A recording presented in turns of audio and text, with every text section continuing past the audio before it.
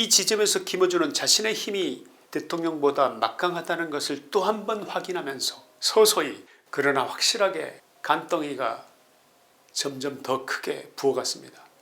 그리고 그 특유의 동물적 감각으로 차기 권력의 냄새를 맡았던 것입니다. 그러나 권력의 생리는 냉혹합니다.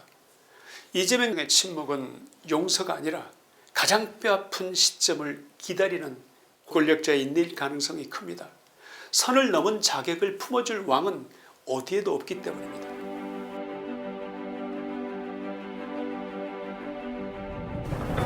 MBC 출신 장인수 기자가 김어준의 유튜브 겸손은 힘들다에 출연해서 내뱉은 이것은 팩트입니다 라는 그 한마디는 단순한 폭로를 넘어 집권 1년차를 맞은 이재명 정부의 심장을 겨눴습니다.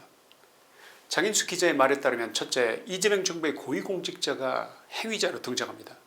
둘째, 이재명 대통령의 기존 형사사건 7건에 대한 공소 취소를 이 고위공직자가 은밀하게 검찰에게 소위 딜을 쳤다는 것인데 나의 말이 곧 이재명의 말이다 이렇게 확언을 했다는 것입니다. 셋째, 김어준은 장기자 정말 큰 취재를 했다 특종이다 이렇게 발언하면서 사실상 이재명 정부의 사법거래를 팩트로 규정했습니다.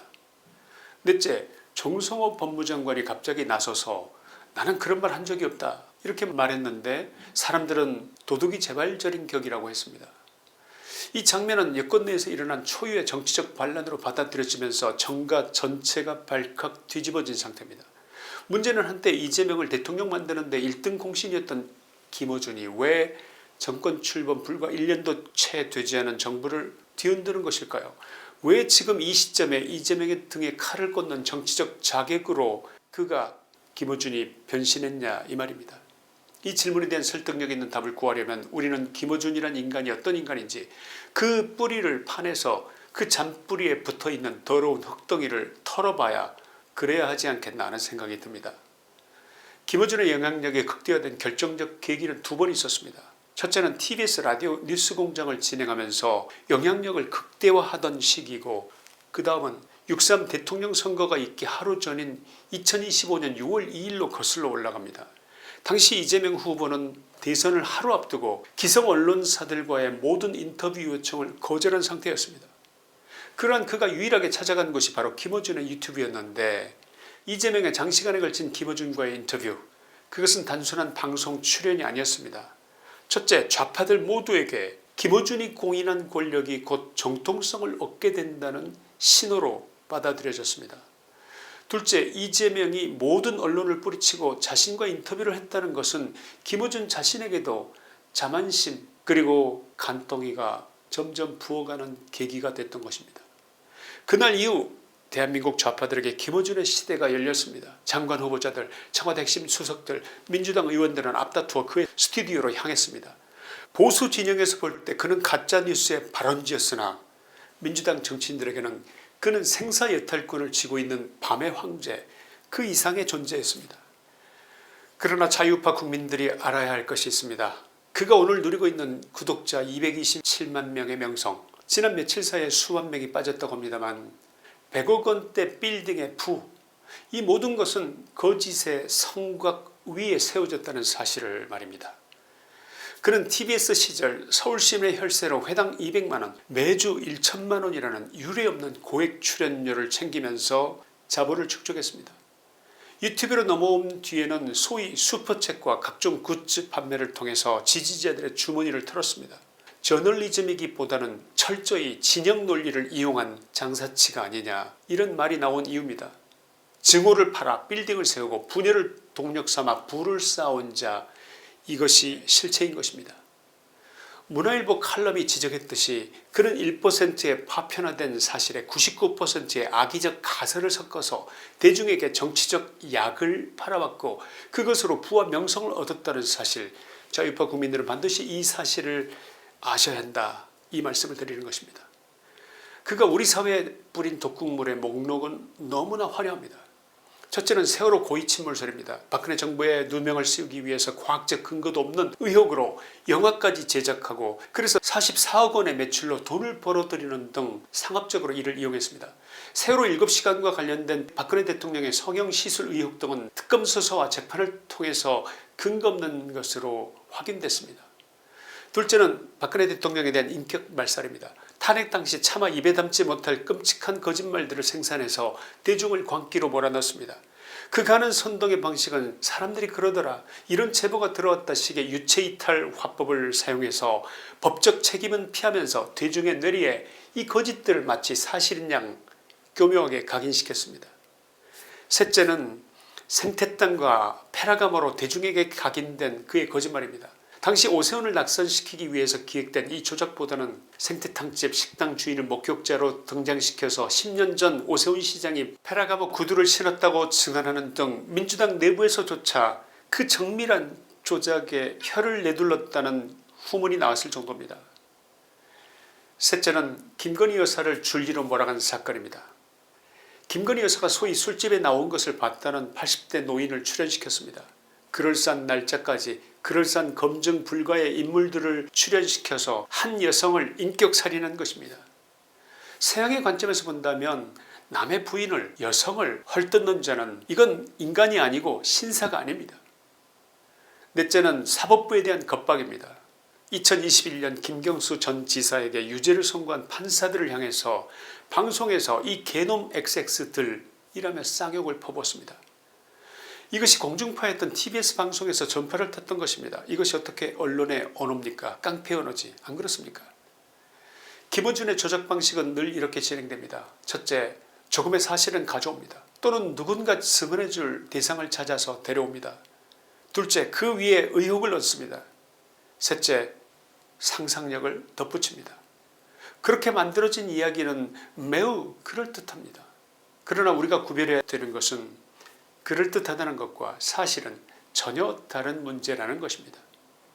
김어준이 만들어온 정치서사들은 셀 수 없을 만큼이나 많습니다. 광우병 괴담, 세월호 고의 침몰설, 천안함 사건, 사드 배치 음모론, 청담동 술자리 의혹 등 이 모든 가짜뉴스 제조 방법의 공통점은 하나입니다. 1%의 사실에 99%의 추측 또는 거짓말. 그는 사실을 전달하는 자가 아니라 사실을 숙주삼아 자라나는 괴담의 배양자였던 것입니다. 그가 만든 뉴스공장은 정보를 유통한 것이 아니고 증오를 제조하고 거짓을 규격화해서 출하시키는 정치적 조작 공장이었던 것입니다. 지금 벌어지고 있는 사법거래설의 논란의 본질은 결국 권력투쟁입니다. 이재명은 당대표 선거 당시 박찬대 의원을 밀었습니다. 그러나 결과는 참패였습니다. 원내의원들은 이재명의 뜻을 따랐지만 당원들은 김어준의 손짓에 따라 정청래를 택했습니다. 이 지점에서 김어준은 자신의 힘이 대통령보다 막강하다는 것을 또 한 번 확인하면서 서서히 그러나 확실하게 간덩이가 점점 더 크게 부어갔습니다. 그리고 그 특유의 동물적 감각으로 차기 권력의 냄새를 맡았던 것입니다. 사실 김어준과 정청래의 밀착은 어제 오늘의 일이 아닙니다. 6.3 지자체 선거를 앞두고 정청래가 조국혁신당과의 합당을 돌연선언했을 때 당시 김어준은 뒤에서 여론을 강력하게 밀어붙였습니다. 이는 겉으로는 여권의 결집이었지만 실상은 이재명 대통령의 영향력을 견제하고 정청래 중심의 강성 세력을 구축하려는 정밀한 기획이었습니다. 현재 청와대와 정청래 대표 측은 충수청법과 검찰 수사권 문제를 놓고 정면 충돌하고 있습니다. 이재명은 보안수사권 존치를 주장하는 노선을 택했지만 정청래, 추미애, 김용민 등 초강경파는 검찰에 씨를 말리겠다면서 폭주하고 있습니다. 김어준은 이 싸움에서 정청래의 손을 잡은 것입니다. 이번 사법거래설 보도는 이재명을 검찰과 야합하는 배신자로 몰아세워 좌파 지지층으로부터 그를 고립시키려는 고도의 정치적 기획인 것입니다. 그래서 장인수의 입을 빌려 특종을 터뜨린 것입니다. 놀라운 점은 이번 장인수의 고발은 늘 김어준이 해오던 방식과는 달라 보인다는 점입니다. 이재명의 사법 딜레마를 고려할 때 김어준의 저격은 그 어느 때보다도 실체적 진실에 근접해 있다는 의구심을 지울 수 없기 때문입니다. 여러분도 이에 동의하시는지 묻고 싶습니다. 그러나 김어준이 간과한 것이 하나 있습니다. 정치는 보통 사람들이 상상하는 그 어떤 상상보다도 냉혹하고 잔인하다는 사실. 이재명은 언제나처럼 그리고 때마침 정부 이기는 시장은 없다 이렇게 공언했습니다. 사실상 이재명의 눈에 김어준쯤은 시장으로 본다 이런 뜻으로 읽혔습니다. 그래서 시장에 불과한 김어준, 네가 감히 나를 이길 수 있겠어? 이제까지 너 잘 컸는데 이제부터는 내가 너를 더 이상 방치하지 않을 거야. 이런 선언을 한 셈인 것입니다. 지난 주말을 기점으로 청와대는 전 공직자에게 김어준 TV 출연 금지령을 내렸습니다.